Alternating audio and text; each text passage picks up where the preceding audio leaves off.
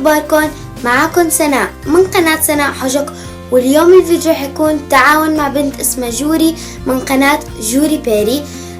قررنا أنا وهي إنه نعمل فيديو مع بعض، حيكون تسريحات للشعر. هي حتعمل تسريحات للشعر الطويل وأنا راح أعمل تسريحات للشعر القصير، فلا تنسوا تشوفوا الفيديو تبعها بعد ما تخلصوا الفيديو تبعي.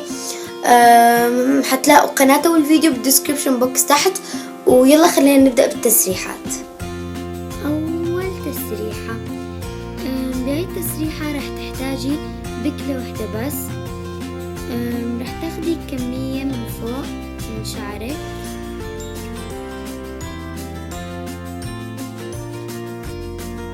راح تخلي الباقي مفرود، وبعدين هاي الكمية اللي اخدتيها راح تلفيها لتصير على شكل كعكة. بعدين راح تربطيها منيح،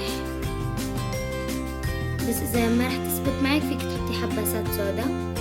بعدين بتجيبي وبتربطي شعرك من تحت عشان ما يبين منكوش كتير، وبس خلصت التسريحة الاولى.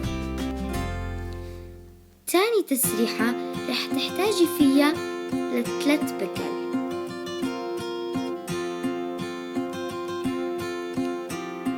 شو راح تعملي؟ انك راح تاخدي كمية من شعرك من هذا الجنب هيك، وراح تجدلي هاي الكمية، ونفس الشي راح تعملي بالجهة الثانية. وبعدين بعد ما يطلع لك الجداديل راح ترجعين لورا وتربطيهم بني، وهيك خلصت التسريحة الثانية. كتير حلوة ومرتبة وفيكي تعمليها على المدرسة. ثالث تسريحة، تاخدي جزء من شعرك هيك، وبعدين بتجدلي. بس هاي التسريحة كتير سهلة وحلوة. ورابع تسريحة وهي الأخيرة، نفس الشي، بتاخدي الجزء الثاني من شعرك وبتجدليه كمان نفس هديك الجدولة، وهاي هي رابع تسريحة. بس هاد كان الفيديو، أتمنى يكون عجبكم، وإذا عجبكم لا تنسوا لايك، سبسكرايب، كومنت، فيفورتس وشير، ولا تنسوا تشوفوا قناة جوري تعملوا له سبسكرايب وتشوفوا الفيديو تبعه وتعملوا له لايك، واكتبوا له بالكومنت عنده انه نحن جايين من عند سناء، وحطوا هذا الهاشتاج هاشتاج سناء وبس.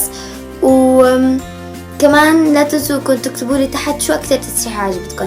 بحبكم كتير، باي.